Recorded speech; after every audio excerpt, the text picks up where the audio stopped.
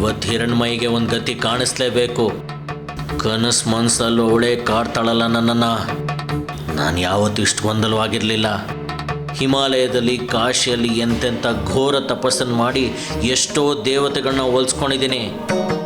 ಆಗ ಯಾವತ್ತೂ ನನ್ನ ದೃಢತೆ ವಿಚಲಿತವಾಗಿರಲಿಲ್ಲ. ಈಗ ಇಲ್ಲಿ ಒಂದು ಚಿಕ್ಕ ಹುಡುಗಿ ನನ್ನನ್ನು ಕಾಡ್ತಿದ್ದಾಳೆ. ನನ್ನ ಮಗಳನ್ನ ಎಷ್ಟು ಕಂಗೆಡ್ಸಿದಾಳಲ್ಲ. ಇವತ್ತು ಅವಳ ಕತೆ ಮುಗಿಸ್ಲೇಬೇಕು.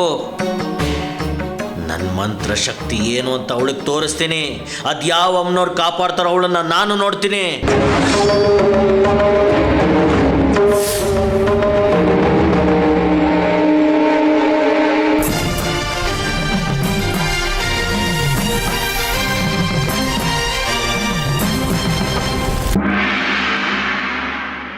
ನನ್ನನ್ನೇ ಹುಡುಕ್ತಿದ್ರಾ?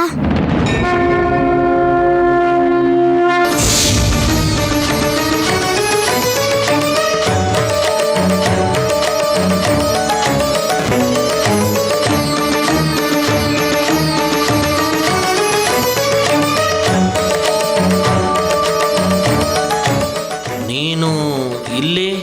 ನೀವು ಇಷ್ಟೊತ್ತಲ್ಲಿ ಇಲ್ಲಿ ನನ್ನನ್ನೇ ಹುಡ್ಕೊಂಬಂದಿದ್ದೀರಾ. ನಾನೆಲ್ಲಿರ್ಬಾರ್ದಾ?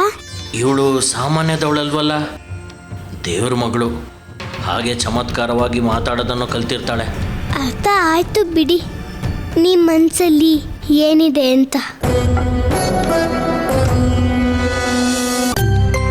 ಎಲ್ಲರಿಗೂ ನಮಸ್ಕಾರ.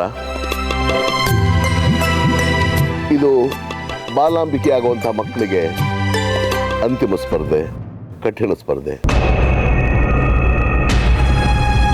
ಬಾಲಾಂಬಿಕೆ ಆಗುವಂಥ ಮಕ್ಕಳು ಇಲ್ಲಿ ಬೆಂಕಿ ಕೊಂಡವನ್ನು ಹಾಯಬೇಕಾಗುತ್ತೆ. ಆದರೂ ಈ ಸ್ಪರ್ಧೆ ಮಕ್ಕಳಿಗೆ ತುಂಬ ಕಠಿಣವಾಗಿದೆ, ಅಪಾಯಕಾರಿಯಾಗಿದೆ ಅಂತ ನಮ್ಮ ಕಮಿಟಿಯವರು ನಿರ್ಧರಿಸಿ ಅಂತಿಮ ಸ್ಪರ್ಧೆಯಲ್ಲಿ ಭಾಗವಹಿಸಬೇಕಾಗಿರೋ ಮಕ್ಕಳ ಹೆಸರುಗಳನ್ನು ಚೀಟಿಯಲ್ಲಿ ಬರೆದು ಅದನ್ನು ತಾಯಿ ಮುಂದೆ ಇಡುವಂತೆಯೂ, ಆ ನಂತರ ಯಾವ್ದಾದ್ರು ಒಬ್ಬ ಧರ್ಮಿಷ್ಠ ವ್ಯಕ್ತಿ ಆ ಚೀಟಿಯನ್ನು ಎತ್ತೋದ್ರ ಮೂಲಕ ಆ ಚೀಟಿಯಲ್ಲಿ ಯಾರ ಹೆಸರು ಬರೆದಿರುತ್ತೋ ಅವರೇ ಬಾಲಾಂಬಿಕೆ ಅಂತ ನಿರ್ಧರಿಸಬೇಕು ಅಂತ ಸೂಚಿಸಲಾಗಿದೆ.